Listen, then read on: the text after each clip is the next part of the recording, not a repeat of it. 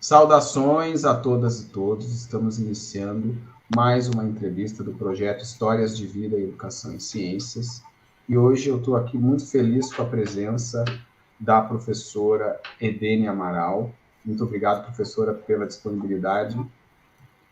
Obrigada pelo convite, Carlos. É uma alegria estar aqui com você e participando desse seu projeto. Muito bem. A satisfação é toda minha. Vamos iniciar, então, com as duas perguntas principais, as duas perguntas que iniciam a entrevista. A primeira dela é a seguinte: como a sua história de vida influenciou a sua escolha profissional pelo magistério e a sua área de trabalho? E a segunda é o seguinte: conte um pouco de sua trajetória acadêmica, formação, né? Graduação, pós-graduação, e como foi chegar até aqui. Quais são os seus principais temas e projetos de trabalho e como a docência se relaciona com a sua trajetória. Então, são duas perguntas bem amplas e você fica bem à vontade aí para discorrer sobre esses aspectos. Obrigado, Ok, professor. Carlos, muito obrigada, viu? E assim, mais uma vez dizer que é um prazer, né? A gente falar um pouco da nossa história e compartilhar, né, com as pessoas que vão estar vendo o vídeo aí no YouTube mais tarde, um pouco do que foi, né, que nos levou a estar aqui onde nós estamos hoje.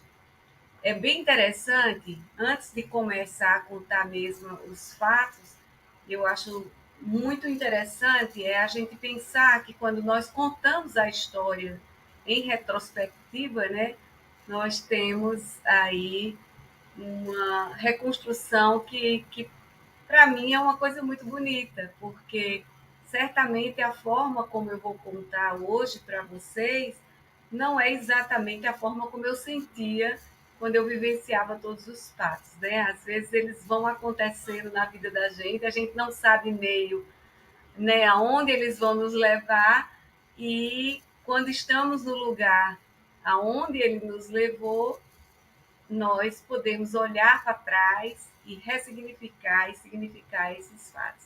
Então, eu sinto muito isso quando eu penso na minha história, principalmente quando eu me percebo alguém que, aí já vou começando, né, que tinha um direcionamento muito na área das ciências exatas, então, quando eu saí da minha cidade do interior, que é chamado Crato, Ceará, no sul do Ceará, para vir fazer o vestibular, né? Na minha época ainda era o vestibular, nos anos início dos anos 80, né?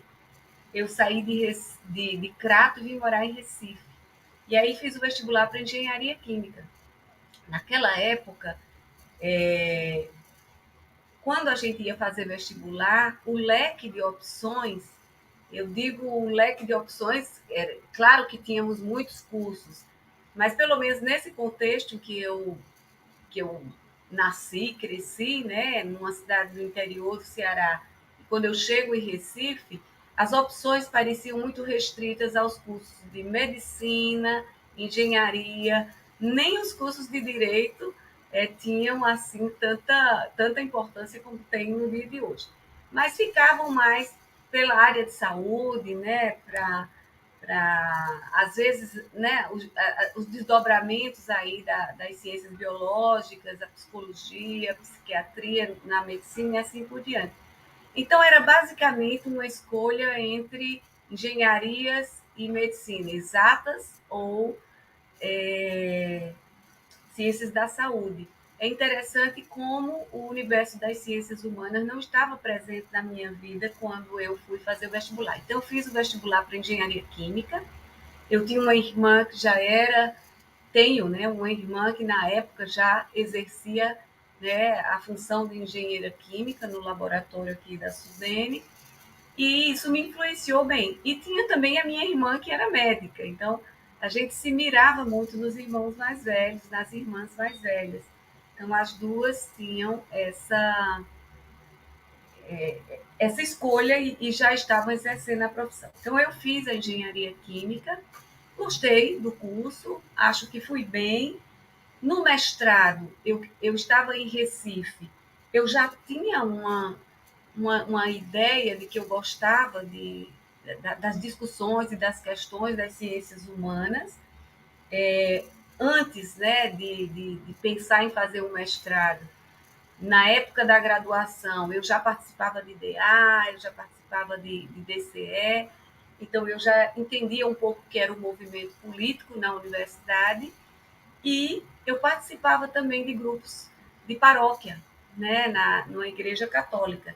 Então, na paróquia, a gente construía os sonhos, né, de um mundo melhor e de que nós temos que participar na construção desse mundo melhor. Nós tínhamos uma formação que depois, na paróquia, foi se encaminhando numa tendência da teologia da libertação, então uma leitura muito de Leonardo Boff, Frei Beto. E na universidade nós tínhamos naquela época os grupos, né, as duas linhas mais fortes, que eram o Caminhando e a linha que era do PCdoB, que eu não lembro mais o nome.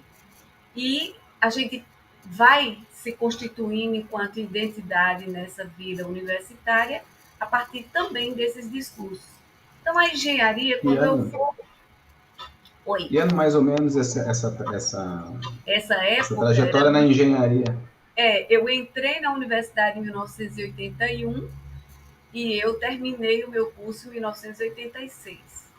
Então, nesse período aí, é um período final da ditadura, né? A gente estava lutando, pedindo aí para que a gente tivesse um regime mais aberto e a gente tinha esse envolvimento tanto numa perspectiva política mesmo dentro da universidade, quanto numa perspectiva existencial, humanista e religiosa dentro da,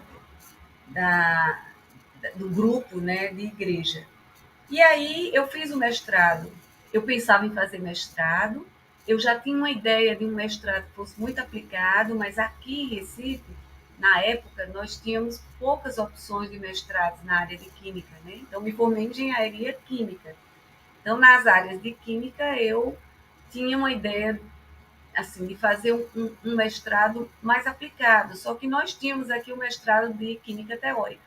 Então, eu comecei a fazer disciplinas especiais em química teórica, fiz a química quântica, fiz a quimiometria, a química inorgânica, e quando eu fui preparar meu projeto, né, de doutorado, né, eu, eu misturei um pouco. Eu tinha feito o mestrado em ciências e tecnologia nuclear, ou seja, no mestrado eu tinha pouquíssimas opções. Então, a parte mais aplicada foi no mestrado de ciência e tecnologia nuclear. Então, eu cursei o mestrado em ciência e tecnologia nuclear. Essa influência maior se deu na escolha do doutorado. Aí sim, eu fui para o departamento de química teórica. E quando eu terminei essas disciplinas na química teórica, que fiz um projeto de doutorado, o coordenador do curso disse assim: olha, sua vocação é uma vocação mais de uma tese aplicada. Talvez fosse melhor você buscar uma química aplicada. Nesse meio termo, então, veja, graduação em engenharia química, o mestrado em ciências e tecnologias nucleares e a busca por um doutorado mais aplicado. Entre o mestrado e o doutorado, eu ingressei na Universidade Federal Rural de Pernambuco. E aí, quando eu ingressei, a universidade, o departamento de química, ele só tinha o curso de licenciatura. Então, eu ingresso na universidade e vou atuar na formação de professores, formação inicial de professores. Isso já é 1992. Foi o tempo entre o mestrado e o doutorado, né? Entre o início do mestrado, o final do mestrado e o que é que eu iria fazer depois do mestrado. Eu ingressei na universidade, naquela época era possível ingressar somente com mestrado, não era exigido nem mestrado, né? Muitas vezes a gente entrava como professor auxiliar, mas eu estava finalizando o mestrado quando eu entrei na universidade. Então, eu entrei na universidade e finalizei o mestrado logo em seguida. E aí, ao trabalhar com formação inicial de professores, foi despertando cada vez mais essa vocação anterior que eu tinha nos grupos, né? Aí, tanto na linha política como na linha religiosa. Eu fui tentar ainda o mestrado na Química Teórica, recebi esse conselho e aí eu acabei buscando um doutorado na área de educação. Como não tinha um doutorado aqui, né, em Recife, no Brasil na época, né, aí já estou falando, né, eu defendi o meu mestrado em 93 e atuei, né, na licenciatura durante esse tempo, casei, tive filhos, então dei essa parada que eu acho que é bem comum, principalmente, né, na vida das mulheres. E aí, quando o meu segundo filho já estava maiorzinho, né, tinha 2 anos de idade, eu digo, não, agora eu tenho que organizar minhas coisas para fazer o doutorado. Nesse período de espera, eu participava na universidade de programas de formação de professores. Então, eu participei de um programa amplo que foi chamado Centros de Referências, né? Foi um programa bastante grande e que a gente construía, fazia formação e ajudava na construção ou mesmo na estruturação, né, melhor dizendo, de laboratórios nas escolas públicas, e isso fez a gente ter um contato muito grande com os professores. E, ao mesmo tempo, na licenciatura. O Prociências era de formação, o Prolicem foi um projeto para o fortalecimento das licenciaturas, teve o Prograde, que a gente também usou um pouco para estruturar a universidade, enfim, a gente foi se envolvendo em vários projetos e programas, e essa questão da formação de professores e da área da educação ficou muito forte. Então, eu tinha né, esse movimento de entrar na química teórica, mas ao ser, né, aconselhada pelo coordenador que eu deveria procurar um doutorado mais aplicado, e eu fui e me organizei para sair de Recife e fui fazer o doutorado em educação na UFMG. Então, cheguei na UFMG, né, uma seleção bem hard, né, ela é bem concorrida, e consegui, né, ser aprovada e fui orientada pelo professor Eduardo Mortner. Então, foram 4 anos, do ano 2000 ao ano 2004, eu passei morando em Belo Horizonte na minha formação de doutorado. Olha, se eu for contar, né, a riqueza que essa vivência tem, eu não pararia, eu teria que me organizar, porque senão eu sairia colocando muitos fatos. Mas eu vou tentar contar para vocês os fatos mais marcantes, né? Primeiro é que eu chego em Belo Horizonte com uma experiência muito mais, vamos dizer assim, da escola nesses programas de formação que eu mencionei anteriormente, Prociência, centros de referência, mas eu já tinha um amor muito grande a esse movimento. Antes de ir para BH, eu já participei do segundo IMPEC, né? Eu não participei da turma lá no 108, onde a Abrapec foi fundada, mas eu participei do segundo IMPEC e a gente participava, com os resultados dessas formações, a gente participava bastante da SBQ, das reuniões anuais da SBQ, junto à divisão de ensino.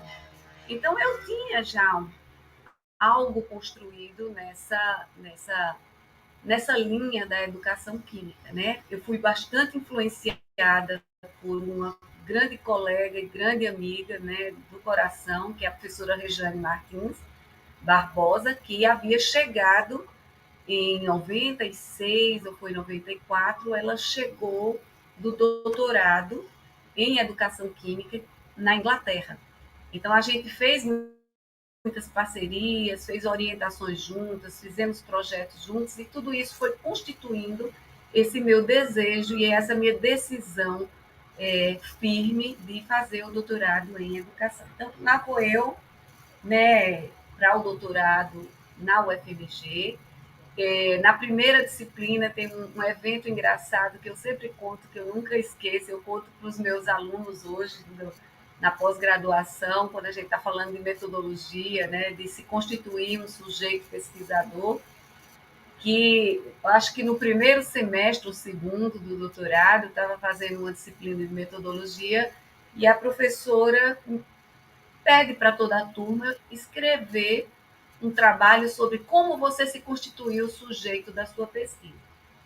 Ora, qual era a minha referência? Eu tinha feito pesquisa lá no Departamento de Energia Nuclear, na área de diluição isotópica, né, pesquisando fósforo 31 a partir de um marcador de fósforo 32, quer dizer, um radioisótopo, e o trabalho era basicamente de laboratório, né?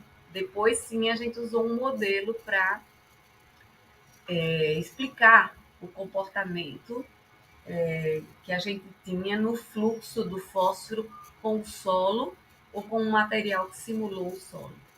Enfim, essa era a minha experiência como sujeito da pesquisa.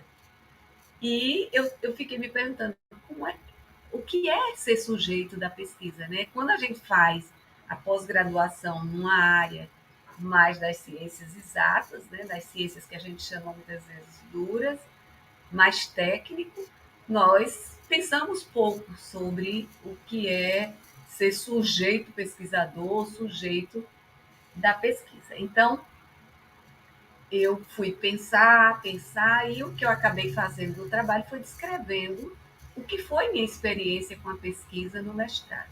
Então, a partir dali, eu acho que isso dá um gatilho, né, para a gente pensar assim, poxa, estou numa área diferente, estou lendo coisas diferentes, a pesquisa aqui ela é tratada, né, de um outro ponto de vista, com um outro olhar, porque eu estava numa faculdade de educação. E é marcante esse ponto de virada entre uma formação técnica e uma formação que eu diria estar na interface, né? Ela tem uma interface muito próxima do que nós temos dessa constituição de uma identidade técnica, por exemplo, eu como engenheira química, mestrado em ciência e tecnologia nuclear, e que agora adentro numa formação mais humanística, né? Numa formação de pensar processos que envolvem pessoas, pensar processos que envolvem a educação de pessoas, a formação de pessoas, a lida com o conhecimento, né? Com as metodologias, com o diálogo, com as interações, e por aí vai. E aí, essa formação de 4 anos, é por isso que eu comento sempre dessa maneira, ela é muito marcante, porque ela é decisiva na formação, sim, agora, de uma identidade que eu poderia dizer que foi a influência mais forte, já que você fala das influências, né? Ela é a influência mais forte para eu estar no lugar que eu estou hoje. É essa formação no doutorado que vai me orientar, então, para todas as atividades que eu vou desenvolver depois, né? E aí, no doutorado, eu trabalho com uma temática, né, que é uma temática onde a gente faz estudos históricos sobre conceitos, onde a gente pensa uma gênese do conceito e onde a gente tenta ver como que isso traz impactos para o ensino e para a aprendizagem em sala de aula, que era, na época, a noção de perfis conceituais, né, que a gente chamava noção do perfil conceitual. Depois que a gente vai construindo, né? É uma noção recente, né? Uma noção que o orientador tinha desenvolvido na sua própria tese, mas que ainda estava, né, ali meio adormecido, e e que precisava ser mais discutida e mais aprofundada. Então, é nesse momento que a gente começa a resgatar um pouco do trabalho que tinha sido feito, né, por ele uns 5, 6 anos atrás e começa a desenvolver mais essa teoria do perfil conceitual, ou essa noção, inicialmente noção do perfil conceitual, para chegar numa teoria.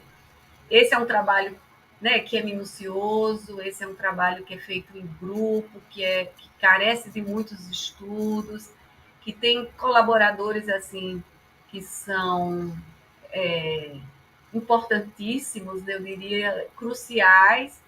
E no nosso caso foi o professor Charbel, né, Elrani, da Universidade Federal da Bahia, e nós começamos, ele foi da minha banca, né, de defesa de doutorado, e nós começamos então a mobilizar essa temática e o grupo vai crescendo com outros trabalhos de tese, né, tanto orientados pelo professor Charbel como pelo professor Mortimer, e a gente continua e engrandece esse debate aí ao longo do doutorado e depois dele.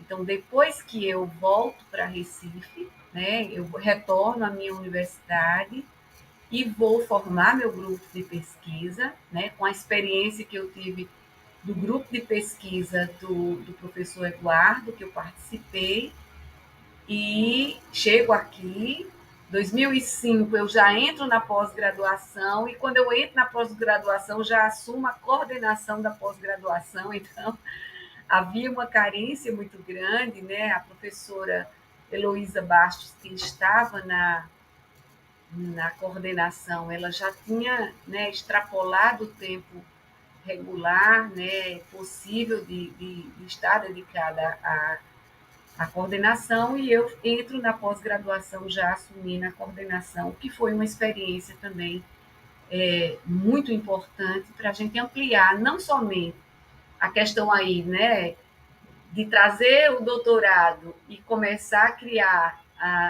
as minhas temáticas de pesquisa e ter os meus orientandos, mas também de saber como se organiza a pós-graduação. Então, essas duas coisas elas foram acontecendo de forma simultânea na minha trajetória, né? Então, eu vou iniciar, né, os meus movimentos de constituir um grupo de pesquisa, então, alunos de iniciação científica, vou assumindo minhas primeiras orientações de mestrado. Era interessante que o mestrado, ele tinha, né, aqui o PPGEC da UFRPE, ele tinha uma característica de formação muito voltada para os professores que estavam em exercício.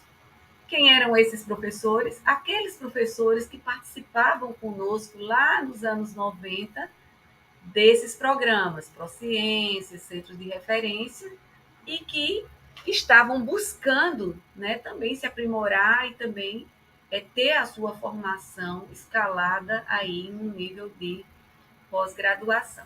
Então, esses professores entram, né, no mestrado, e quando eu volto, o mestrado já tinha sido vamos dizer assim, criado desde 1997, me parece, que saíram os primeiros mestrandos, mas ele só é credenciado na CAPES em 2001, por conta da criação da área de ensino de ciências na CAPES. Então, quando eu chego do doutorado, em 2004, eu encontro o mestrado já com uma certa estruturação, já com aprovação pela CAPES, e a gente vai dar andamento a esse projeto que começou lá nos anos 90, em meados dos anos 90.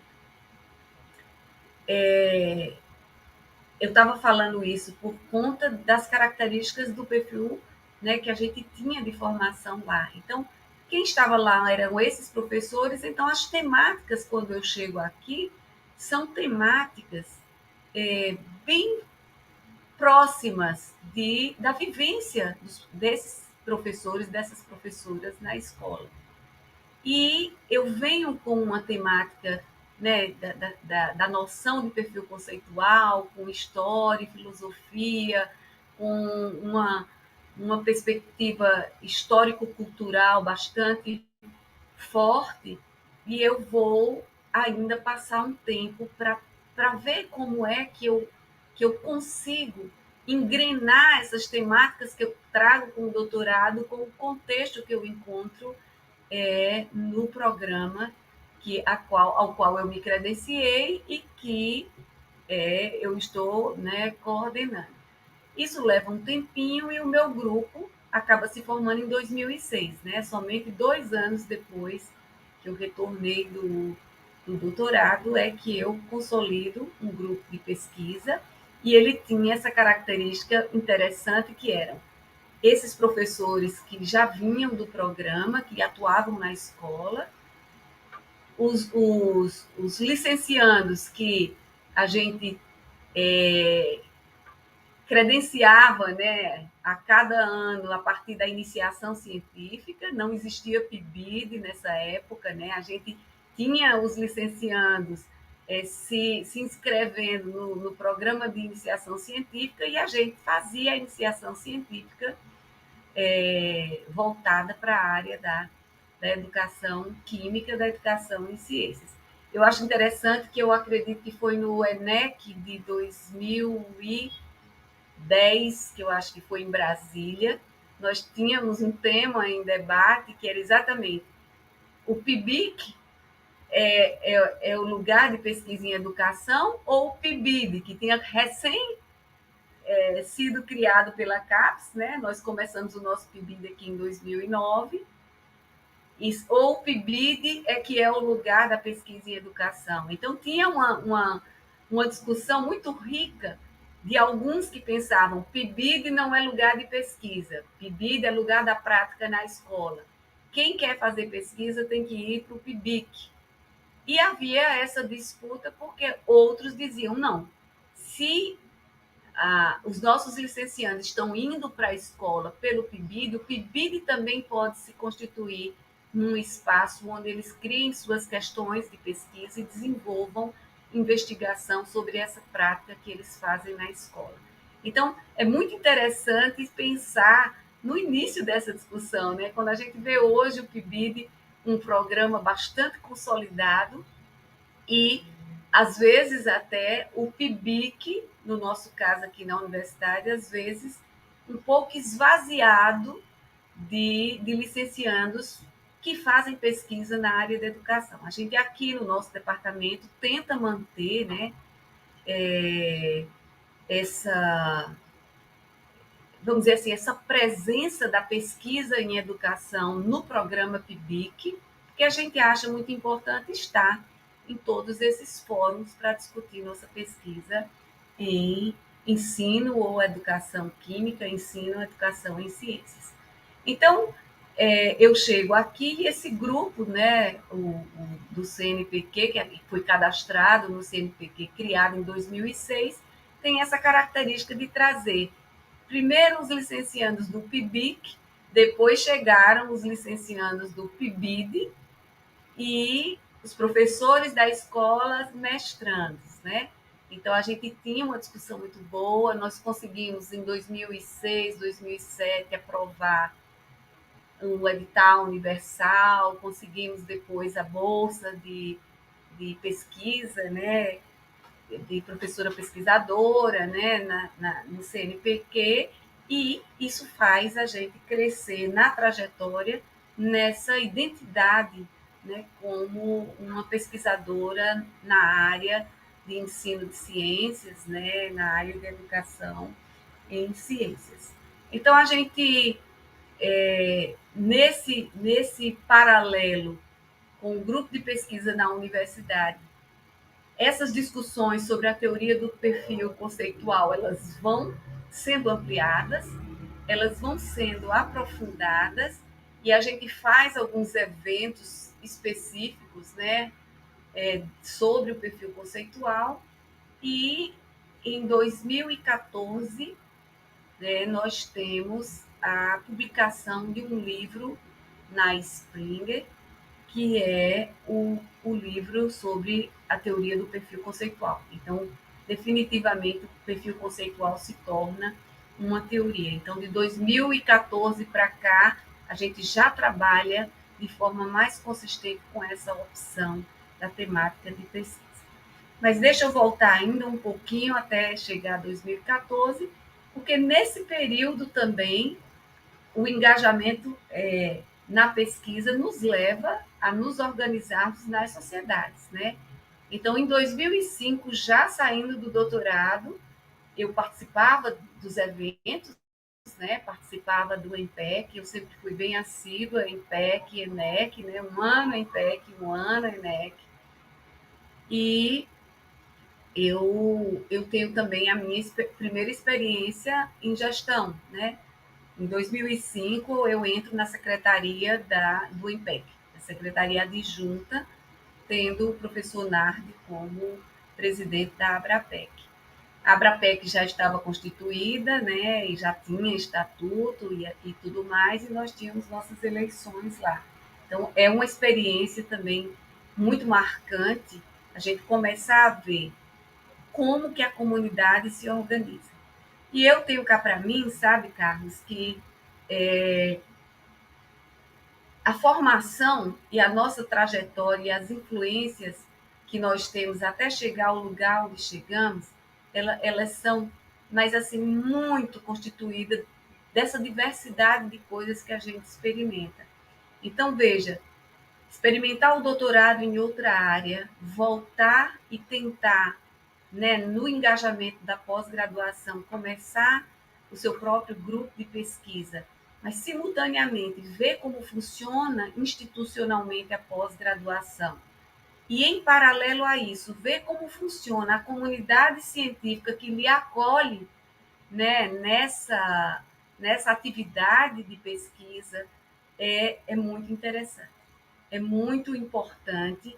Eu acho assim algo que amplia a nossa visão de todas essas atividades que são feitas.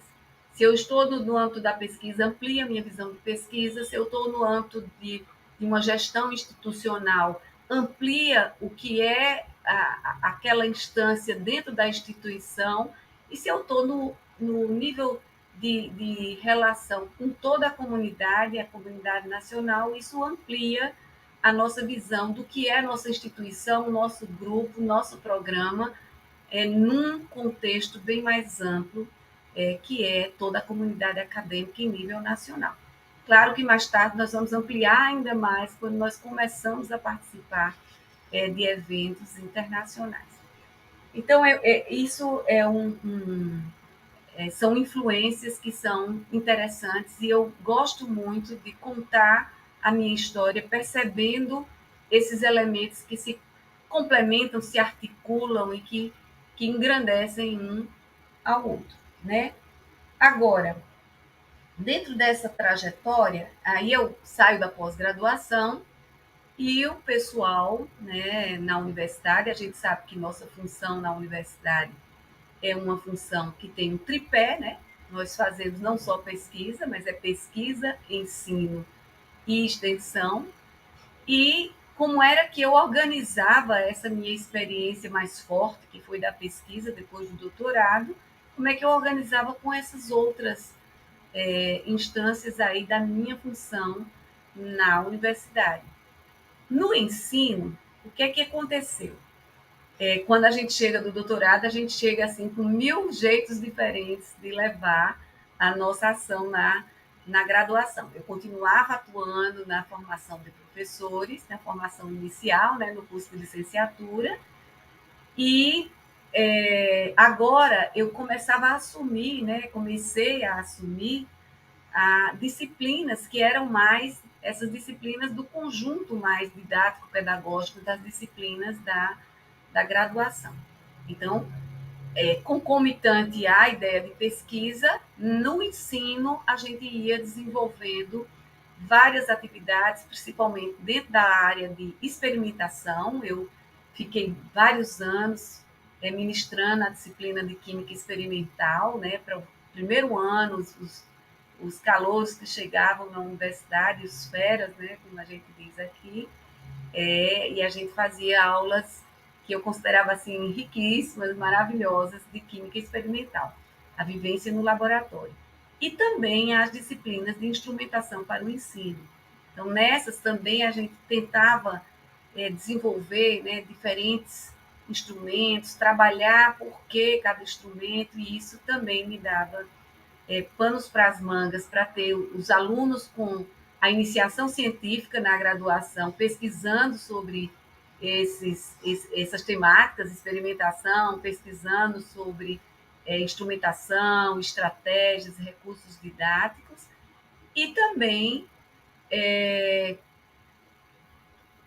não só na graduação, né, a gente ia preparando, né, esses alunos para também ir assumindo as suas aspirações para fazer pós-graduação. Então, a gente fica dentro, né, continua no ensino. Eu acho que o ensino é, às vezes, a base, né, a pesquisa que a gente desenvolve tem como base a nossa experiência na sala de aula, né, e essas atividades todas, assim, PIBID, PIBIC e os trabalhos de conclusão de curso, né? Nós, no nosso curso, temos a monografia. Então, orientar esses alunos nas monografias era uma coisa, assim, maravilhosa. A gente tinha na licenciatura e tem ainda, né? Uma norma em que nós ainda temos monografia e mesmo que tenha mudado de nome, o nosso TCC é uma monografia, então desde cedo eles começam a escrever, a pesquisar, a investigar, e a nossa luta no ensino da graduação era sempre uma luta de que essas monografias, sendo um curso de formação de professores, fosse uma monografia voltada para a educação química, para o ensino de química. Então, era um movimento muito bom, porque a gente acompanhava os licenciandos já pesquisando sobre educação química, os nossos bolsistas de iniciação científica também, os nossos pibidianos também, e com isso nós tínhamos aí muitos pretendentes a ocupar as nossas vagas lá no mestrado e continuar os estudos em termos das dissertações defendidas. Uma característica novamente, né, de atividades articuladas é que calhou de que quando eu saí da coordenação da pós, de imediato me pediram para assumir a coordenação da graduação. Então, toda essa atividade na graduação, ela foi feita também como uma atividade que juntou a formação dos licenciandos, todas essas preocupações que eu comentei anteriormente, com a gestão, né, acadêmica, na coordenação do que era o curso de licenciatura. Digo para você, é uma tarefa árdua, não é tão simples, né? Muitas vezes as condições que as universidades oferecem para quem exerce essas funções de coordenação são condições que não são suficientes para que você tenha, né, essa atividade de gestão de forma tranquila. Então, em geral, há um acúmulo muito grande de atividades, e você pode imaginar, né? Na época eu coordenava a graduação, como coordenadora da graduação, coordenei o projeto pela Química, o projeto das licenciaturas internacionais, que era chamado PLI, né, que foi criado em várias universidades, em vários cursos de licenciatura. Então, a gente tinha a coordenação do PLI, tínhamos que gerenciar essa experiência internacional dos estudantes, né, dos licenciandos, e coordenava o PIBID também. Então, veja, era assim, era um acúmulo grande de atividades, mas que depois que a gente sobrevive, você vê o quanto que a gente aprende nas diversas esferas, né, de atuação que a gente pode ter na graduação, na área de ensino, quanto que a gente aprende, ainda que sobre pouco tempo para a nossa vida pessoal, né? E eu nem falei ainda da minha vida pessoal. Acho que depois eu atravesso um pouco toda essa história com as minhas questões e vivências da maternidade, do casamento, da família e tudo mais. Então eu Com estava lá. certeza. Oi.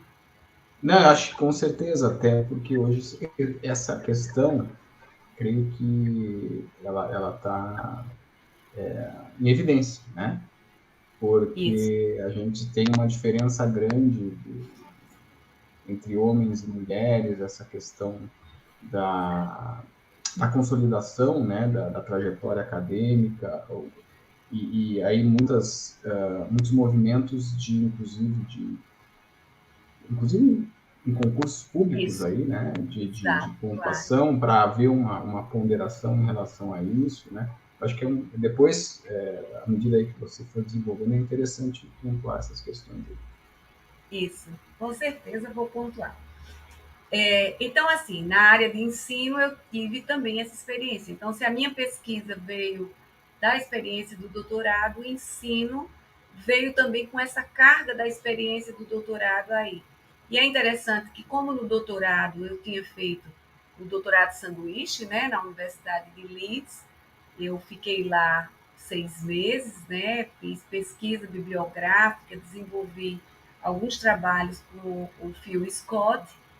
Eu, quando volto tanto para a coordenação da pós-graduação quanto para a coordenação da graduação, você já traz uma experiência também internacional. Então, essa coordenação do PLI, por exemplo, ela me pareceu mais fácil, porque a gente já tem ideia de como funcionam as coisas é, em alguns países fora do Brasil, né? E com relação à extensão, o que, que a gente fazia? Continuávamos trabalhando na formação de professores.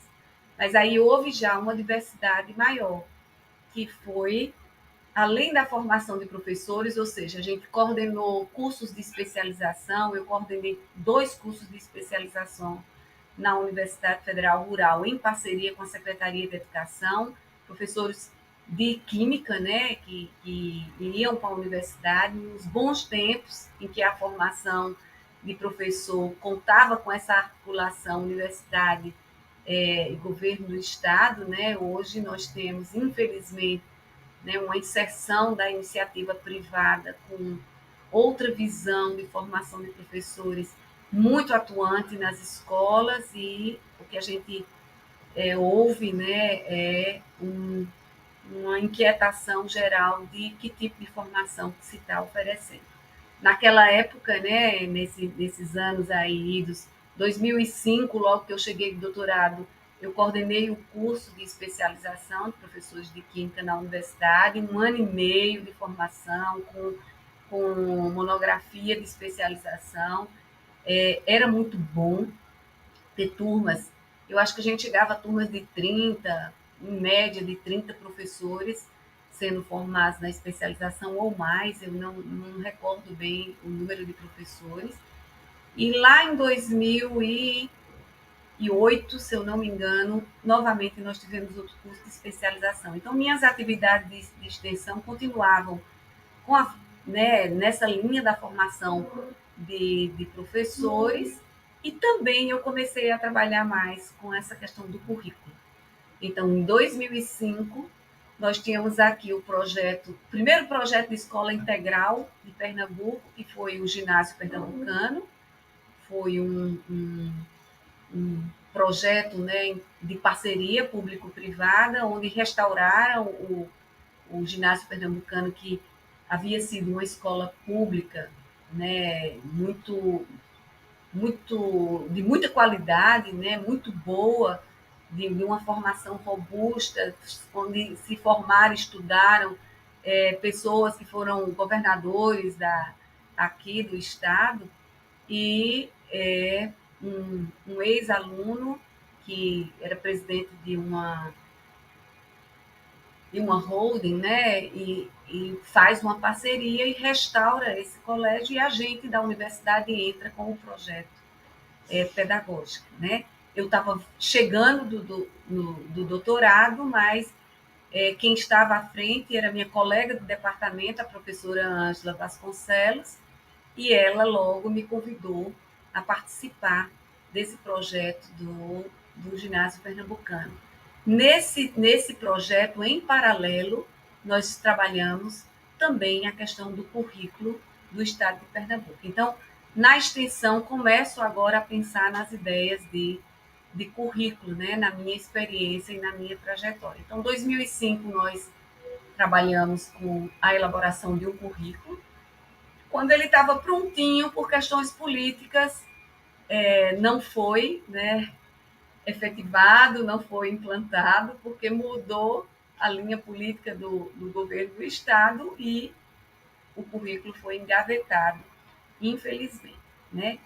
Isso lá para 2009, 2010, e aí a gente... Não foi 2009, não, desculpa, 2006, por aí, 2007. E aí nós continuamos com as formações, mas em 2009 já não tinha mais nenhuma formação de professores em articulação com a universidade.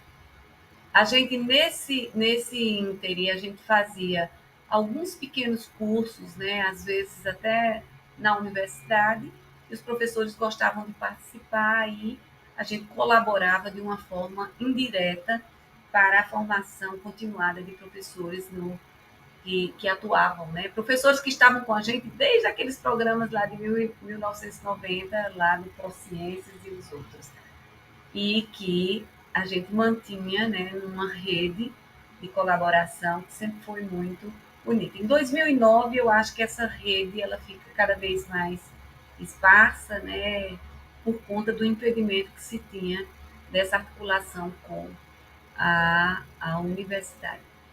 Em compensação, nós temos, né, em 2014, mais uma discussão sobre currículo, que a gente também participa, mas como assessor, né?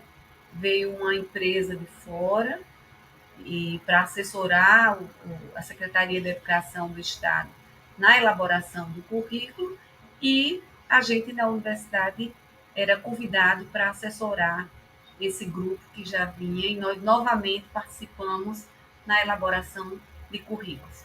Tivemos também algumas discussões curriculares de cidades menores que viam esse movimento e convidavam a gente para discutir o currículo dos municípios. Né? Então, na extensão, né, até esse ano, eu estou parando aqui um pouco em 2014, depois eu vou continuar de 2014 para frente. A gente tinha essa experiência também na extensão com o trabalho de elaboração de currículos, né?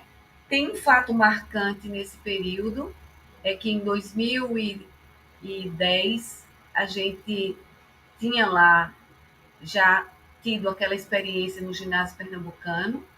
O programa de educação integral no estado de Pernambuco era um programa muito que vinha crescendo muito, ele era muito fortalecido pela gestão, então ele estava sempre se ampliando, e em 2010 a universidade faz uma parceria com a Secretaria de Educação para que a gente crie um projeto de escola que a gente chama hoje de Escola de Formação Discente e Docente, né? Na época, o título do projeto era uma formação ampla e que era muito próximo da universidade e era como se fosse uma extensão da formação de professores que a gente fazia na universidade, nas licenciaturas. E aí a gente toma o modelo do ginásio pernambucano e eu mais 3 professoras, a professora Lúcia Falcão, a professora Ângela Almeida, né, que já tinha coordenado lá no ginásio pernambucano, e a professora Sandra Mello, cada uma de uma área diferente, e nessas áreas diferentes nós fizemos um projeto de uma escola chamada Cândido Duarte. Era uma escola de ensino integral, e que tinha um viés de vivência interdisciplinar. Também foi algo muito marcante na minha vida, porque a gente viu, tentou concretizar, né, diversas discussões que a gente fazia, tanto na pesquisa quanto no ensino, na formação da educação básica. Então, nós acompanhávamos os professores, fazíamos formação na escola, uma vez por semana tinha a formação geral e outra formação. Na verdade, eram duas reuniões semanais. Uma reunião com todos os professores e a outra reunião por área. Eu ficava com a área das ciências da natureza, a professora Lúcia com a área das ciências humanas e sociais e a professora Sandra com a área das linguagens. E a professora Ângela, ela ficava num trabalho mais de coordenação de todas as áreas junto à administração da escola. Então, assim, foi um ano de intensa vivência na escola. É quando vai para a coordenação da graduação e a professora Ângela continua lá, mas o projeto durou 4 anos e nós temos muito orgulho de dizer que essa escola, professor Cândido Duarte, é uma escola que tem os maiores índices nas avaliações aqui do Estado. Ela se destaca nessas avaliações. É Então, uma escola estadual. é uma escola estadual, da rede municipal do Estado. É uma história, então você veja que essa nossa trajetória, ela cabe muita coisa, né? Como que nossa vida na universidade, ela nos coloca em diferentes experiências. Eu quero dizer que eu acho isso fantástico, então eu sou alguém muito realizada nesse sentido, eu acho que era a vida que eu queria do ponto de vista profissional, trabalhar com pessoas, contribuir com a questão do conhecimento, que sempre foi algo que eu sempre tive muito apreço, muito amor de ler, de saber, de compartilhar, de debater. Essa era uma característica minha lá desde a minha educação básica e que nessa trajetória que eu conto até aí os anos 2014, eu tive essa oportunidade de vivenciar em todas essas instâncias, além dessas vivências internacionais. Por exemplo, eu fui para o doutorado sanduíche e quando eu estava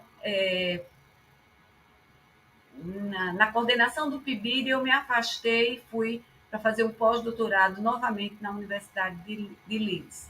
Então, foi mais uma experiência internacional. Agora, era preparando esse livro da teoria dos perfis conceituais que saiu em 2014. Eu fui para lá em 2009, 2010 e de lá a gente preparou um capítulo desse livro e depois fizemos os eventos, 2 eventos aqui em Recife, que juntava todo o grupo, né, que acabou se constituindo num programa de pesquisa dos perfis conceituais para o lançamento desse livro, certo? O que vai acontecendo depois? Aí eu não tenho mais coordenação, né? Já passei minha experiência de coordenação da pós-graduação, coordenação da graduação. Eu volto, né, desse pós-doutorado, a gente lança e a gente vai. Tem uma coisa ainda que eu esqueci. Nesse tempo ainda, em 2010, estando na coordenação da pós-graduação, nós aprovamos o projeto de doutorado. Então, a partir de 2010, a gente começa, né, a receber doutorandos no nosso programa. Então, o nosso grupo de pesquisa e as nossas atividades, elas se ampliam para orientações de doutorado a partir de 2010, né? Vem, então, esse pós-doutorado e o livro e os eventos, e a gente vai dando continuidade às nossas ações, né? Em 2016, aí o que eu posso colocar para você é que esse conjunto de coisas ele tem continuidade até quase hoje. Vamos dizer que na pandemia as coisas mudaram um pouco. Até a pandemia andava tudo isso muito engatado, muito concatenada, independentemente de a gente ter ou não, estar ou não na coordenação, mesmo quando eu deixei as coordenações no tempo regular, eu sempre participei dos colegiados, da graduação, pós-graduação, e dos núcleos, né, docentes, estruturante e por aí vai. E com isso a gente vai dando continuidade ao que a gente e vai aprofundando os nossos objetivos, né? Essa nossa trajetória ela vai crescendo e vai se expandindo. Depois que eu voltei do pós-doutorado lá em 2010, eu comecei a me dedicar um pouco a essa questão vamos dizer assim, de uma inserção mais internacional na minha vivência. Então, a partir de 2010, em 2005, eu já tinha participado da ESERA, né, lá em Barcelona, e do Enseñança de las Ciências em Granada. Naquele ano, os dois aconteceram no mesmo período, né? Era saindo de um, entrando no outro, como até hoje às vezes acontece. Em 2000 isso em 2005. Em 2010, eu vou novamente para Leeds, né? E lá eu participo, né, do grupo do Phil Scott, que fazia também, tinha propostas de formação com professores e fazia reuniões com professores, e também foi uma experiência muito rica. Depois que eu volto, eu começo a me dedicar um pouco a participar mais desses eventos da ESERA. Então, eu me filio à ESERA e em 2015 eu volto a frequentar a ESERA no evento lá da Finlândia. Em 2017 a gente vai para Dublin, também para a ESERA, e também em 2017 a gente vai para o SCAR, né? Dentro das minhas temáticas, tinha um perfil conceitual, isso vai ampliando para as questões da linguagem, que vem desde a tese, e agora também dentro da perspectiva histórico-cultural, além das abordagens sobre Vygotsky, que a gente começa a ter estudos mais aprofundados sobre a teoria da atividade. Então, a gente começa a interagir, né, com essa comunidade internacional que se reúne de 4 em 4 anos nesse evento que é o chamado SCAR. E assim a gente vai começando um diálogo mais internacional, né? Os congressos da Enseñança de la Ciência, muitos dos meus alunos foram, mas infelizmente em 2009, que eu pretendia estar lá, houve uma questão de passagem, de deslocamento. Eu estava saindo para o pós-doutorado e uma questão de visto e de passagem não deu para ir para Istambul, que era onde estava acontecendo a ESERA, e não deu para ir para, eu acho que naquela época foi em Girona, eu acho, que aconteceu o Enseñança de la Ciência. Eu acho que foi na Espanha, uma cidade da Espanha, que estava acontecendo o Enseñança. Mas a gente tinha representação de trabalho lá, inclusive nesse de 2009, do Congresso da Enseñança de la Ciência, nós mandamos vários trabalhos, e o de Istambul nós tínhamos aprovado uma mesa redonda, e a gente teve essa participação prejudicada por questões burocráticas. Então, a expansão dessa minha trajetória se dá também nessa inserção internacional. Em 2014 saiu o livro e a gente começa a participar mais da ESERA. Então, 2015, como eu já falei, 2017, 2019 nós temos a ESERA em Bolonha, né? E 2021 nós temos a ESERA virtual, né? Acontece em Braga, Portugal, mas no formato híbrido, e a gente não tinha condições de deslocamento por conta da pandemia na época. Nesse meio termo, mais uma experiência internacional foi a participação no IOST, que foi organizado aqui pela UFPE, né, o professor João Tenório e o professor Glauco Santos, lá do IF, do Rio de Janeiro, né, Petrópolis, e a gente teve a oportunidade também de apresentar um simpósio aqui no IOST, que ocorreu em Recife. Nesse ínterim, a experiência mais marcante internacional, lá em 2015, quando a gente está lá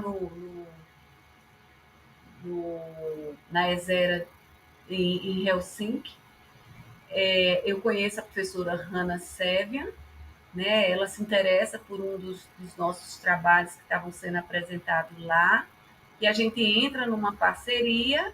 2016, a gente se encontra em Belo Horizonte num evento do perfil conceitual, e em 2019 eu vou para Boston, que é onde ela tem o grupo de pesquisa na Universidade de Massachusetts, em Boston,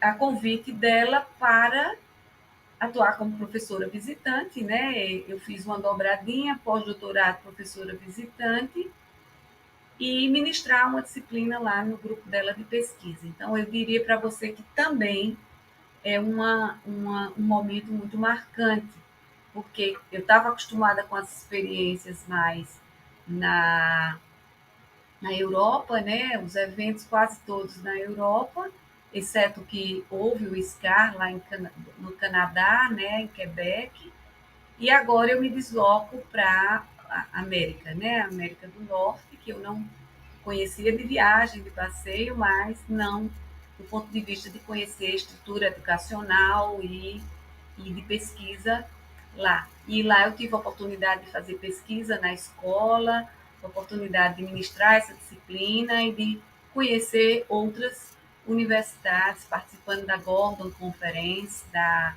NARST. Então, há um crescimento muito grande na minha trajetória também a partir de 2019. E o que motiva Hannah, por isso que eu coloco o livro do perfil conceitual como um marco, o que motiva Hannah a fazer esse convite é a publicação do livro sobre perfis, sobre a teoria dos perfis conceituais. Então, isso marca realmente muito a minha trajetória. Só que, nesse tempo, a gente também vai tendo outras vivências sobre o engrandecimento da nossa discussão sobre educação e ciências aqui no Brasil e na América Latina. Então, quando eu, eu tinha sido secretária da Abrapec lá em 2005, em 2011, acho que é 2011, a professora Isabel Martins me convida a ser vice-presidente com ela da Abrapec. E aí eu entro novamente na diretoria da Abrapec como vice-presidente, 2 anos com a professora Isabel Martins, 2 anos com a professora Sandra Seles, e nesse período a Abrapec se empenhou bastante em fazer articulações aqui na América Latina para que a gente possa discutir, né, as nossas pesquisas em educação e ciências com os nossos vizinhos aqui da Sul-América, né, da América do Sul. E a gente teve a oportunidade lá no EMPEC de 2011 de fazer, eu não sei se foi o primeiro, mas acredito que foi um dos primeiros, CIEX, que era uma conferência interamericana, né, de educação em ciências, ou ibero-americana de educação em ciências, e isso nos deu assim muitas possibilidades de criar articulações com os trabalhos que vinham sido desenvolvendo aqui. Nós também, atrás, para não dizer que eu não tive nenhuma experiência aqui na América, né, na América Central, quando eu estava na coordenação da pós-graduação, nós recebemos o professor Edson Guerreiro, eu acho, eu não lembro mais o sobrenome, de Cuba, da Universidade de Havana, e ele deu um curso para a gente, já falando dessa perspectiva histórico-cultural e como que eles trabalhavam essa questão da educação e ciência, principalmente a educação no ensino e ensino de física, lá na Universidade de Havana. E recebemos mais recentemente também dois pesquisadores numa área que é de interface, lá no nosso programa, o PPGEC, também da Universidade de Cuba, que trabalham com essas questões da linguagem, da comunicação e da imagem voltadas para a educação em ciências. Então, tínhamos sempre essas articulações na América Latina. E quando eu vou lá para Boston, a gente percebe que a América é mais ampla, mas que nós temos realmente um continente dividido bastante em dois. Então, a continuidade dos nossos trabalhos tem essa ampliação, e ao ter esse contato com a América Latina, nós sentimos a necessidade de trazer essas temáticas que eu já comentei para vocês, da linguagem, da contextualização, dos perfis conceituais, para uma dimensão mais macro e uma ideia de uma educação em ciências multicultural, de uma educação em ciências plural, de pensar as epistemologias, né, que são epistemologias que não são unicamente do norte global, mas que também existem as epistemologias do sul global, e da valorização da produção científica, tanto no norte global, que já era um pouco, né, o nosso caminho anterior, mas também a produção, né, das pesquisas e das investigações no sul global. Então, esses elementos de articulação e essas discussões, né, do norte global, sul global, elas entram também nos nossos interesses de pesquisa. Então, nós trabalhamos com a ideia da linguagem, da contextualização, interdisciplinaridade, que foi a nossa nosso projeto de escola, onde a gente pôde discutir muitas vezes sobre a interdisciplinaridade. Eu cheguei a orientar, né, uma tese de doutorado da professora Rita Almeida, e agora juntando a essa dimensão, né, de uma educação em ciências que vê essa linha abissal do sul global, entre sul global e norte global, numa perspectiva de decolonialidade, né? Nós tivemos uma orientação de mestrado, né, da Cláudia Alves, e ela escreveu um artigo muito bonito, que é recente, eu acho que no ano passado, publicou, no ano passado, foi no 2021, na RBPEC, onde ela faz essa primeira, né, pesquisa numa perspectiva decolonial, com com os alunos da licenciatura em Química. Então, o que acontece depois de 2014 é que a gente vai ampliando tanto as nossas visões do que é educação em ciências, do ponto de vista geopolítico, né? Quanto a gente vai ampliando as nossas temáticas que vinham sendo fortalecidas nas várias teses, né, de doutorado, trabalhos de mestrados, trabalhos de iniciação científica, né? Quando chega a pandemia, a gente tem, né, mudanças mais, vamos dizer assim, drásticas, principalmente do ponto de vista pessoal, né? Até então, o que eu disse para você que eu falaria da minha vida pessoal é que eu eu casei antes de fazer o mestrado, fiz o mestrado casada, tive a minha filha, primeira filha, né, Clarissa, na logo depois do mestrado, quando eu defendi minha dissertação, eu já estava grávida e me dediquei à maternidade com muito orgulho. Eu acho que você tem razão, sabe, Carlos? Cada vez mais nós precisamos incorporar essa função, né, da mãe, da maternidade, como um elemento importantíssimo na constituição também profissional das mulheres, ou seja, nós somos profissionais que somos mães, e isso não pode de maneira alguma diminuir o valor profissional de uma mulher. Então, eu tive Clarissa depois do mestrado, esperei ela crescer um pouquinho, depois veio o Diego, meu filho, e quando ele cresceu um pouquinho, eu digo, agora eu vou fazer meu doutorado. Ainda que tenha sido uma opção minha, porque eu tenho alunas que fizeram doutorado, fizeram mestrado, é árdua, né, a, a tarefa, cuidando dos filhos, mas que foram, assim, muito bem sucedidas nas atividades que desenvolveram, né? E então eu tive meus filhos, eles me acompanharam em todas essas viagens, né? Isso que eu ia perguntar. Sanduíche, pós-doutorado, e professora visitante. Eu sempre fazia questão de levar a família, porque acho que a gente se completa muito com a vivência, né, em família. E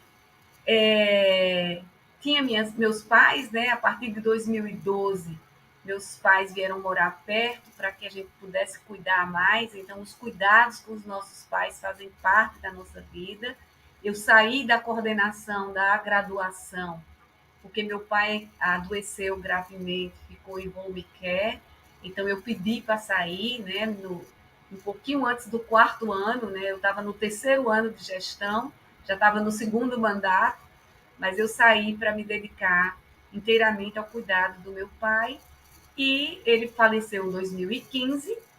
E em 2015 eu assumi a assessoria lá do MEC, para as discussões sobre a BNCC, e tinha os cuidados da minha mãe. Esse também foi um trabalho bastante relevante que eu não mencionei, mas de uma experiência grande, porque de todas essas experiências de gestão, de pesquisa, ensino, extensão, eu acho que foi uma experiência que me marcou mais fortemente do ponto de vista do que são políticas públicas e o que é que está engendrado ali quando você constitui um grupo que foi designado para elaborar políticas públicas. Então, foi muito rica, né, os diálogos, os embates, os conflitos, e que culminou, claro, o trabalho terminou com o golpe, né, de 2016, quando a presidenta Dilma foi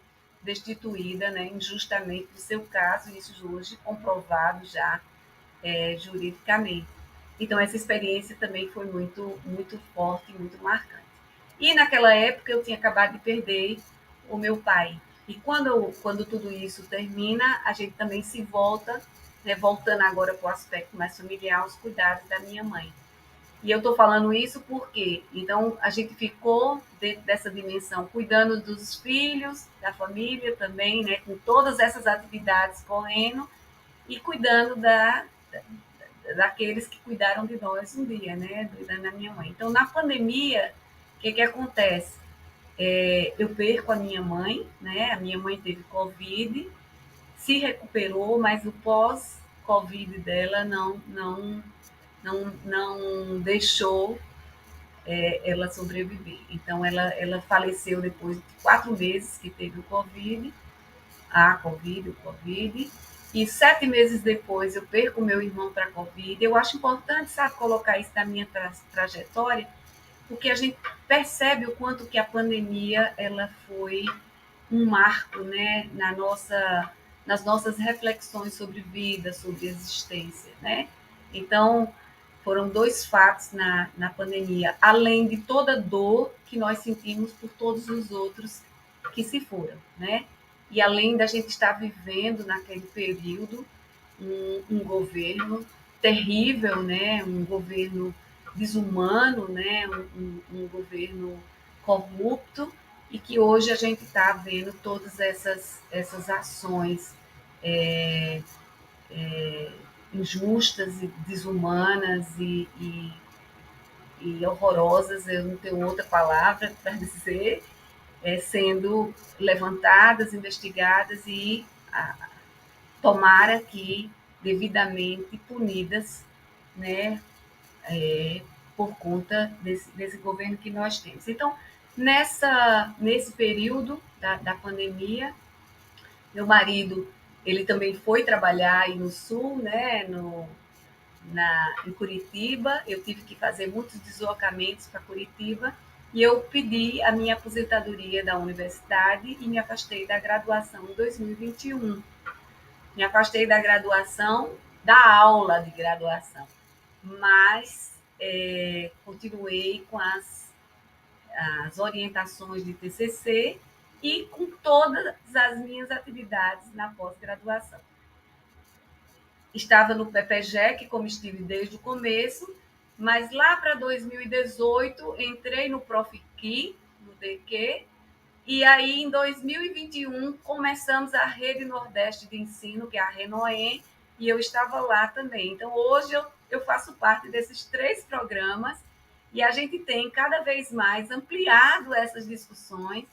Eu tenho muita alegria de dizer que aquele começo lá, né, que eu falei muito das teorias dos perfis conceituais, linguagem, ele vai crescendo, essa questão da decolonialidade, a questão da humanização da educação científica. Então, tudo isso hoje é incorporado em nosso trabalho e as nossas participações continuam na comunidade, né? Participei da SBank, estou saindo da editoria da Resbank, né? Nossa revista da SBank, e agora vou novamente voltar a contribuir na Abrapec, né? Na próxima gestão.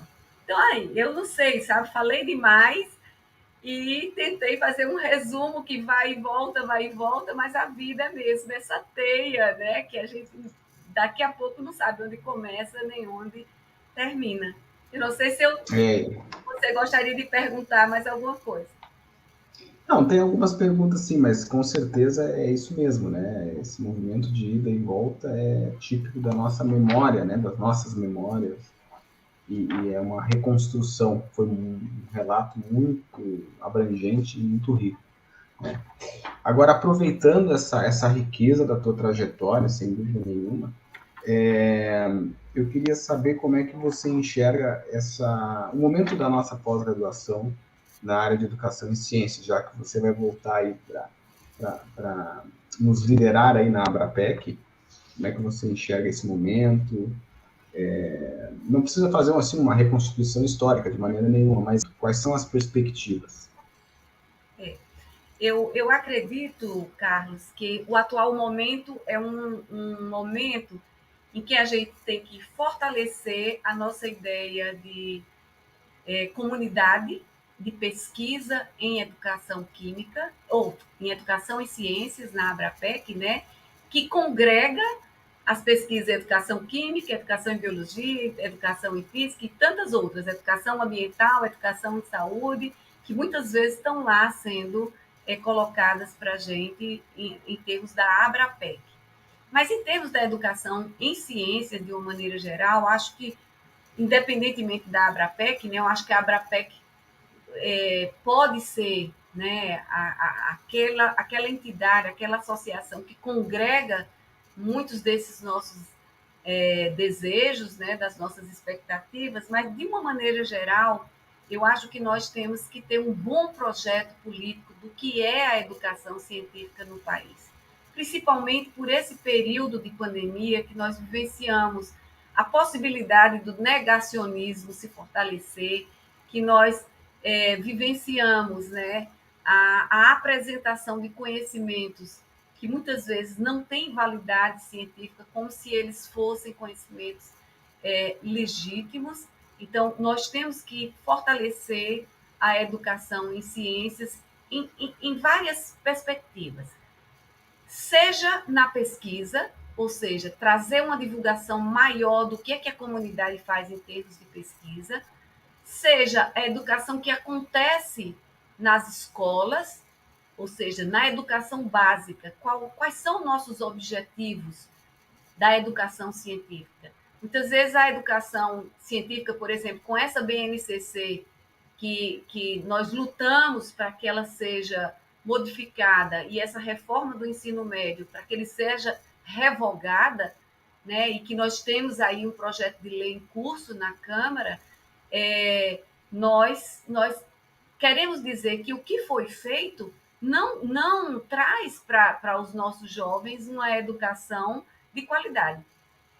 E aí eu falo especificamente da educação científica, principalmente, porque nós praticamente perdemos espaço na formação geral. Então, nós temos aí o desafio de fortalecer essa educação científica como uma educação que não é só de conteúdo, de competências e habilidades, mas uma formação mais integral, mais humana, mais humanizada, onde se vejam os desafios do futuro. Por exemplo, nós temos que ter os nossos jovens pensando que a relação ser humano-ambiente ela tem que ser restaurada e tem que ser ressignificada. Nós temos um modelo civilizatório que está em crise. Temos que modificar esse modelo civilizatório. Nós temos um modelo econômico-político que está em crise e parece que nas suas últimas horas quer se fazer sobressair, inclusive com guerras. É pela educação científica que também nós temos que produzir consciências melhores para que a gente tenha um novo modelo civilizatório, para que a gente tenha uma nova ótica, né, de vivência econômica política, onde a gente não destrua o planeta, onde a gente não tenha as nossas riquezas e os nossos recursos e a nossa gente, o nosso povo, os nossos povos originários e nosso povo, de uma maneira geral, sendo prejudicado por uma ideia, às vezes, desenfreada de lucro, de riqueza, né? e às vezes, de um desenvolvimento irracional. Porque o desenvolvimento é bom, mas ele precisa ter uma certa racionalidade e ser humanizado. Né? Tem que ser para todos, para que todos tenham uma vida melhor. Então, eu acho que a educação em ciências ela tem esse desafio de se inserir nesse debate, que é um debate crucial, né, que é de mudança de tudo isso, para que a gente não tenha as guerras que nós estamos vendo tão estúpidas, né? Tanto avanço tecnológico, tanto avanço científico, e a gente presencia hoje a estupidez de uma guerra com genocídio e muita violência. Né? Então, é essa perspectiva que eu tenho, né, são os sonhos que eu guardo, que nossa atividade acadêmica, que nossa atividade na educação, na formação, ela traga elementos que contribuam para que a gente mude esse cenário. Muito bem. Olha, eu tenho duas perguntas ainda. Uma é bem pontual, tá, em relação ao novo ensino médio, e a outra é mais geral, né, para ver a tua perspectiva. A primeira sobre o novo ensino médio é o seguinte, enfim, já foi muito discutido esse novo ensino médio que está em curso, e as críticas são bastante grandes a ele, até, né, pelas suas características. Acho que a área de educação em ciências já caracterizou bem, né, digamos assim, os efeitos que já estão acontecendo e no futuro o quão prejudicial pode ser, né, para a nossa sociedade esse novo ensino médio que está em curso. Paralelamente a isso, foi entregue agora uma proposta pelo atual governo de modificação, né, desse novo ensino médio. Não é uma revogação, é uma modificação. Uma das modificações, inclusive, é a retomada da carga horária básica ao que era no antigo ensino médio, quer dizer, uma ampliação, por exemplo, para a área de ensino de ciência, né, para a área de química, física e biologia, em relação ao que nós temos hoje, né? Mas não é uma revogação. Então eu te pergunto, qual seria uma posição, digamos assim, ponderada de um professor de ciências da natureza, claro, na tua perspectiva, né, em relação a esse ensino médio que está, e até mesmo a essa proposta que foi entregue? Ela nos ajuda, não resolve? Qual é a tua visão? Eu vou colocar para você, Carlos, o que a gente tem conversado em muitas rodas com professores, com pesquisadores, no sindicato, né? Eu até esqueci de dizer que hoje eu resolvi também, né? Atualmente estou na diretoria como secretária do nosso sindicato aqui dos professores da UFRPE, e em todos esses fóruns nós temos discutido essa questão do novo ensino médio, numa é, vamos dizer assim, com um olhar que não tem outro, que é o que está não atende. O que está produz exclusão, o que está vai tornar os nossos jovens pessoas que são despreparadas para estar no mundo, para galgar lugares no mundo, porque é de péssima qualidade o que foi proposto em termos de conjunto, né, de oferta, né, em termos de itens curriculares, ou seja, os itinerários formativos que estão aí, não que sejam temáticas ruins, tem até uns itinerários que são muito bons, mas o arranjo que foi feito é um arranjo que prejudica demais a formação dos nossos jovens. Então, ao que está aí, nós temos conversado com os professores dizendo, vamos ver o que dá para fazer. Então, tem professor que está aproveitando o tempo dos itinerários formativos, aprofundando algumas questões da sua própria área disciplinar. Tem professores que oferecem eletivas para complementar essa carga horária perdida, né? Por quê? Porque o que, de uma forma geral, os professores sentem é que essa perda, né, que houve na formação geral é uma difícil de recuperar, e mesmo eles colocando isso em itinerários formativos é algo muito fragmentado e que é difícil constituir um todo, né, numa formação de qualidade. Então, não serve. O que é que se pode fazer? Às vezes até a gente fala de uma insubordinação criativa, né? Vamos ver como que dentro da escola se podem reunir e criar possibilidades de tornar um pouco melhor essa formação. Então, isso é o que está, né? O que vem com esse projeto de lei, né, novo, a gente não pode dizer que é o ideal. Não é ainda o ideal, mas recuperando essa carga horária, tirando a ideia do notório saber que ela também sai, proibindo essas aberrações que acontecem na escola, que é muitas escolas com aulas em vídeo, ou seja, tornando a educação básica híbrida ou mesmo totalmente à distância, né? Isso eu acho que já traz para a gente um avanço, e eu diria que é um começo para que a gente continue nossa luta. A luta, eu acho que nossa luta na educação, e isso eu aprendi muito fortemente na experiência lá com a BNCC em 2015, 2016, até maio, até o golpe, é que a gente tem que ocupar os espaços, mas esses espaços são sempre espaços de disputa. Há sempre essa necessidade de que a gente conquiste os espaços. Então, vamos supor, né? Infelizmente, nós tivemos ontem, ou foi antes de ontem, a notícia de que o relator desse projeto de lei é o autor do novo ensino médio. Então, a nossa Câmara, ela tem sido conduzida por uma pessoa que não tem responsabilidade com o povo, infelizmente. Né? Ele pode ter muito compromisso com outras forças que estão ali no Congresso, mas com o povo, com a população de uma maneira geral, não. Porque trazer para relatar um projeto que modifica uma lei, aquele que constituiu a lei é um absurdo. Isso é chamar todos nós, né, de bobos, de palhaços, e a gente não pode admitir isso. Então temos que fazer pressão o tempo todo, começando até da Câmara. Vamos supor que a gente consiga aprovar na Câmara essa mudança, vamos continuar lutando. É luta, é luta, é luta. Eu acho que nós não podemos nos furtar disso. E, para isso, o que eu acho é que nós temos que, assim, termos uma organização permanente em coletivos.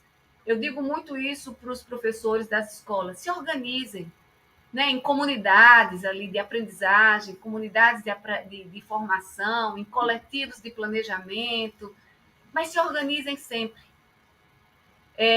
Professores na universidade, mesma coisa. Nós temos que nos organizar, nós temos que procurar os fóruns onde nós estamos com as vozes somadas.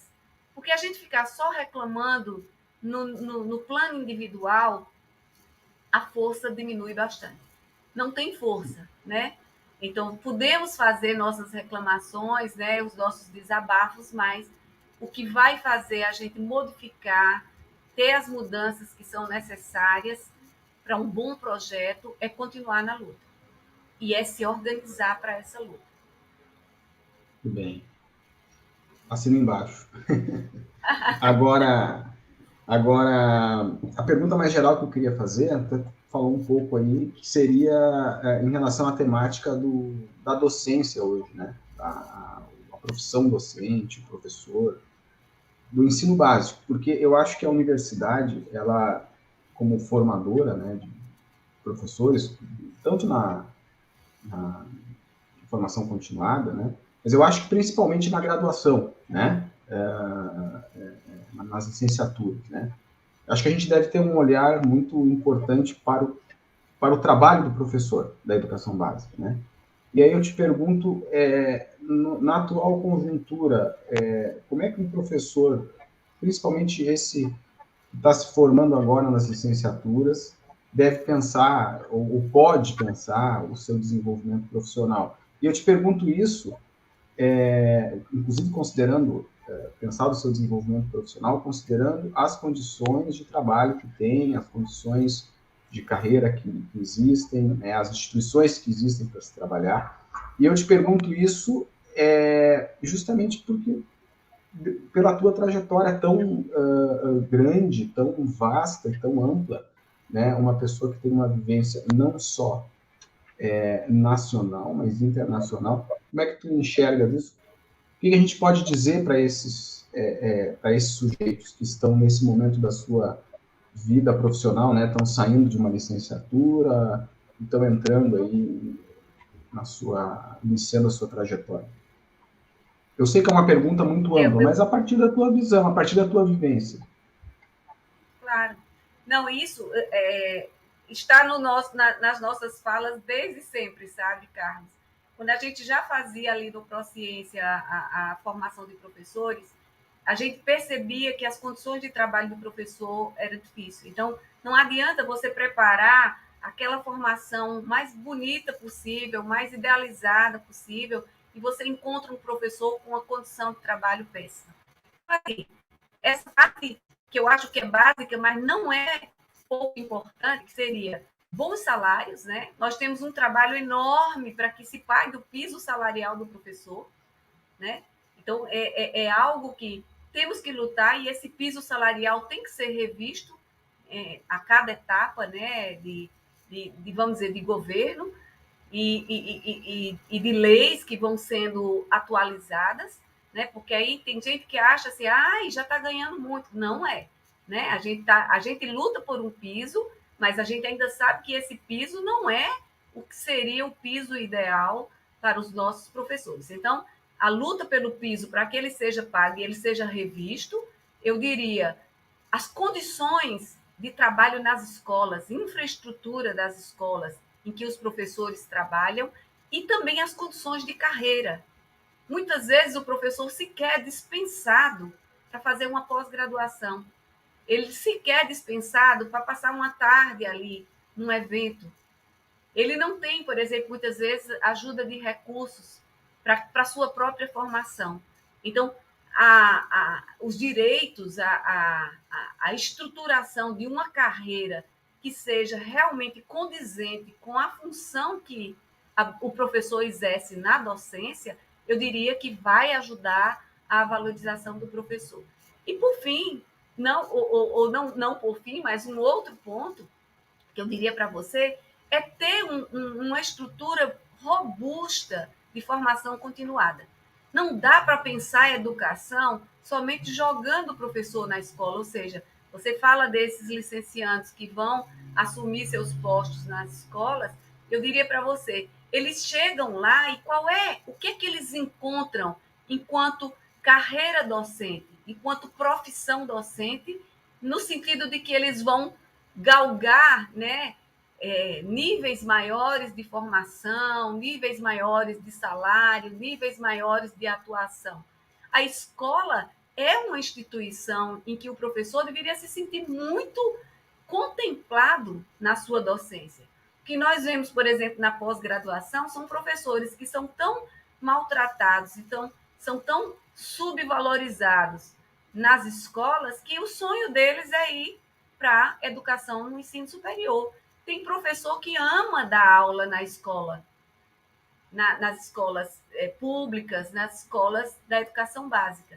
Algumas escolas particulares têm um corpo bom de professores e até trazem aí, vamos dizer, um salário bom, nem sempre as condições boas, mas um salário bom.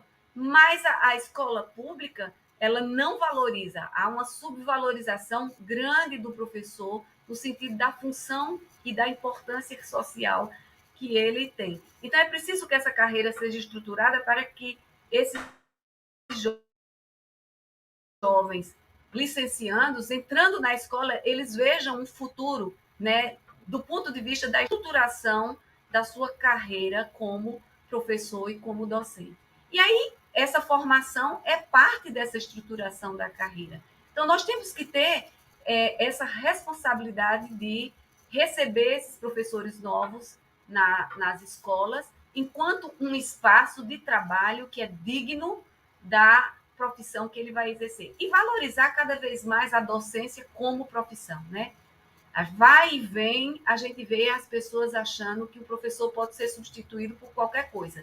Ou então que o professor é um autômato que vai atender ou apenas aplicar coisas que vêm prontinhas, né? Plano de aula prontos na internet, plataformas prontas na internet, só para o professor aplicar. O professor tem que ter autonomia, ele tem que ter espaço para exercer sua criatividade, para ampliar sua formação, para aprofundar seus conhecimentos, tem que ter um bom salário para ter uma vida cultural ampla, para que ele possa levar elementos dessa vivência cultural para os seus estudantes, para os seus alunos. Então, é preciso realmente tratar com mais seriedade a docência. Agora, eu diria aos que estão entrando na docência, não desistam, porque essa é uma luta de vocês, é uma luta nossa, às vezes, no ensino superior, é uma luta de todas as profissões.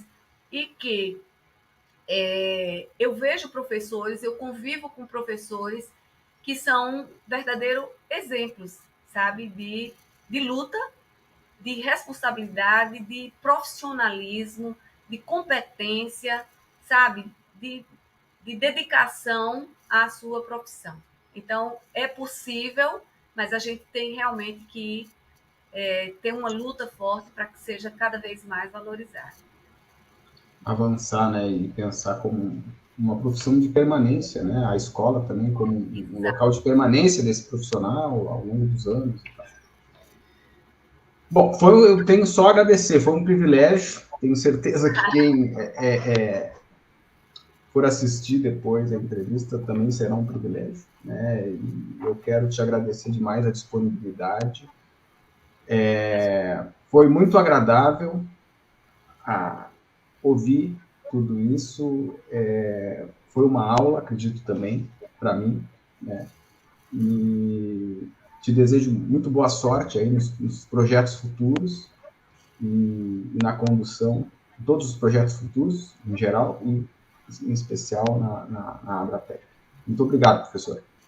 Tá, muitíssimo obrigada, Carlos. Também foi muito, muito bom falar com você, falar com vocês que vão escutar depois e contar um pouco, né, das nossas histórias. E vou estar sempre disponível e cada vez mais alimentando esse sonho, né? É o sonho que nos move, são os sonhos que nos movem. Então, alimentando esse sonho de que pela educação e pela educação em ciências nós vamos modificar. E vamos estar lá na Abrapec dando um pouco mais de contribuição nesse sentido. Muito obrigada, Carlos. Obrigado.